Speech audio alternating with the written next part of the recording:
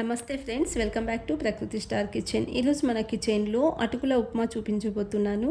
ఎప్పుడూ చేసేలా కాకుండా ఇలా ఒకసారి కొత్తగా ట్రై చేయండి. చాలా టేస్టీగా ఉంటుంది. అలాగే రెసిపీ నచ్చినట్లయితే ప్లీజ్ ఛానల్ని సబ్స్క్రైబ్ చేసుకోండి, లైక్ చేయండి, షేర్ చేయండి. అటుకుల ఉప్మా ఎలా తయారు చేసుకోవాలో ఇప్పుడు చూసేయండి.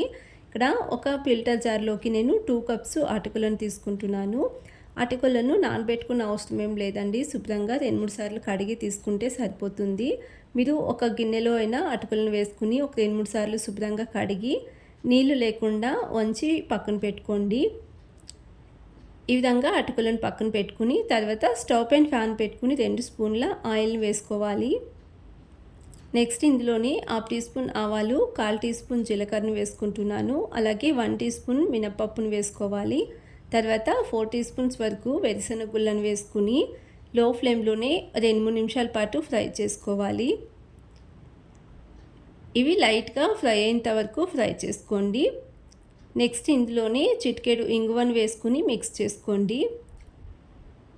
లో ఫ్లేమ్లోనే ఫ్రై చేసుకోవాలండి. అలాగే చిటికెడు పసుపును వేసుకుని మిక్స్ చేసుకుని తర్వాత కొంచెం కరివేపాకు, 5-6 పచ్చిమిర్చిని రౌండ్గా కట్ చేసి వేసుకుని ఫ్రై చేసుకోవాలి. నెక్స్ట్ ఇందులోనే 2 ఆలుని పైపొట్టు తీసి చిన్నగా కట్ చేసి వేసుకుని మిక్స్ చేసుకోండి. ఆలు ఉడికేంత వరకు ఉడికించుకోవాలి. సాల్ట్ వేసుకుని ఉడికించుకుంటే తొందరగా ఉడుకుతాయండి ఆలు.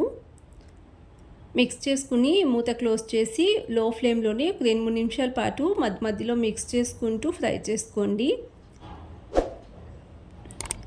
ఈ విధంగా పొటాటో ఫ్రై అయ్యేంత వరకు 50% వరకు ఫ్రై చేసుకోండి. ఈ విధంగా ఫ్రై అయిన తర్వాత ఇందులోనే 2 మీడియం సైజు ఉల్లిపాయలను చిన్నగా కట్ చేసి వేసుకోండి. ఉల్లిపాయలు ఎంత ఎక్కువగా వేసుకుంటే అంత టేస్టీగా ఉంటుందండి. అందుకని 2 మీడియం సైజు ఉల్లిపాయలను వేసుకోవాలి. ఉల్లిపాయ ఒక 50% వరకు ఫ్రై చేసుకోండి. తర్వాత నానబెట్టి పక్కన పెట్టుకున్న అటుకులను తీసుకుందాము. చూడండి, అటుకులు బాగా నాని పొడిపొరలాడుతూ ఉన్నాయి కదా. ఇప్పుడు ఈ పొటాటోలో వేసుకుని కొంచెం సాల్ట్ వేసుకుందాము. సాల్ట్ ఆల్రెడీ వేసుకున్నాం కాబట్టి 1/4 టీ స్పూన్ వేసుకోండి. తర్వాత 1/2 లెమన్ జ్యూస్ని వేసుకుంటున్నాను. తర్వాత ఇందులోనే చిన్నగా కట్ చేసుకున్న కొత్తిమీరని వేసుకుని మిక్స్ చేసుకోవాలి. నెక్స్ట్ ఇందులోనే కొంచెం వాటర్ని వేసుకోవాలి. ఒక టీ గ్లాస్లో 1/2 గ్లాస్ వరకు వాటర్ని వేసుకోండి. మరీ ఎక్కువగా వేసుకోకండి. మూత క్లోజ్ చేసి మరొక 2 నిమిషాల పాటు లో ఫ్లేమ్లోనే మగ్గించుకోవాలి.